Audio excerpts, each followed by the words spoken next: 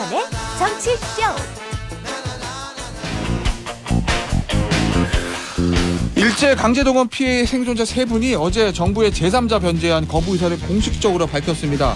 한일 정상회담을 앞두고 그 파장도 계속될 듯한데요. 피해자 측 지원단체인 민족문제연구소 김영환 대외협력실장님과 의견 얘기 나눠보도록 하겠습니다.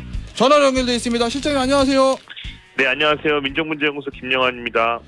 예, 어제 피해 생존자 3분이 정부안 거부 의사를 공식화했죠. 아마 정부 재단 쪽으로 내용 증명을 보낸 것 같던데 이 네. 내용 증명에는 대법원 판결 확정 위자료 채권 관련해서 제3자 변제 허용하지 않겠다 이런 내용이 담겼다는 건가요?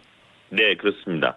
아시다시피 이 세 분의 생존자, 유일한 생존자 3분이신데요. 이춘식 할아버지, 양금덕 할머니, 김성주 할머니 이렇게 3분께서 본인들이 2018년에 받은 대법원 판결에 받은 확정 판결에 따라서 갖고 있는 채권이라고 하는 것은 그냥 단순한 어떤 금전 이런 것이 아니라 예. 일본 정부의 한반도에 대한 불법적인 식민 지배 그리고 본인들이 침략 전쟁 때 전쟁 피해자 아니십니까? 끌려가서 네. 고생한 그런 반인도적인 불법 행위, 갖은 고생 다 하시고 불법 행위를 당하셨잖아요. 강제 노동이라는. 예. 그거에 대한 피해자에 대한 위자료 청구권이기 때문에 이것은 단순히 그렇게 금전 관계를 채권 채무 관계를 처리하는 그런 채권이 아니다. 그러므로 이에 대해서 또 우리 민법이 당사자 의사 표시로 제3자 변제를 허용하지 변호사님 잘 아시겠지만 있지 않습니까? 그래서 이거는 본인들의 의사에 반한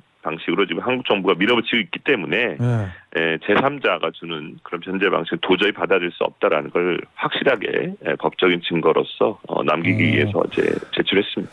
그 반대하신 이유들이 여러 가지가 있을 건데 가장 중요한 이유가 예를 들면 피해 전범기업이 직접 돈을 주지 않고 요 제3자라는 재단을 통해서 주는 거 이것 때문입니까? 아니면은 사과가 없기 때문입니까?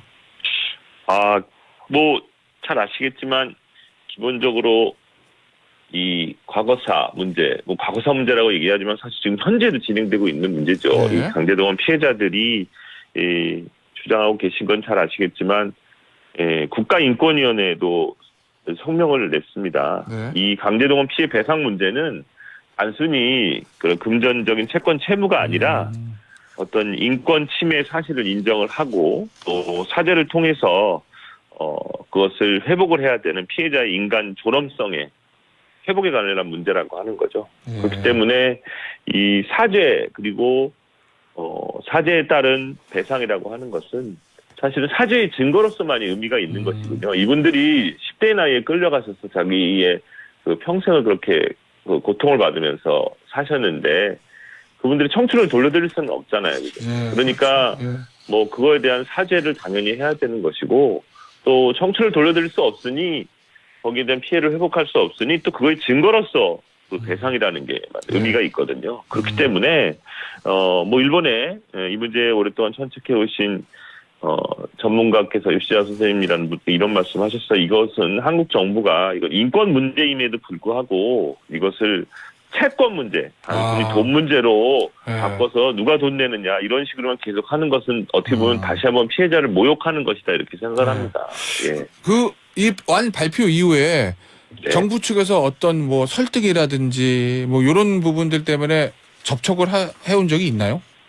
그러니까 이제 정부는 안을 일방적으로 발표를 하고 그거에 대해서 이제 지금 원고들이 피해자 기준으로 15분인데요. 이 3건의 소송에 관련해서 대법원 판결이 확정된 것이. 근데 지금 생존해 계신 분은 이 3분이 유일합니다. 어제 밝히신 이춘식, 양금덕, 김성주 이렇게 3분이고요.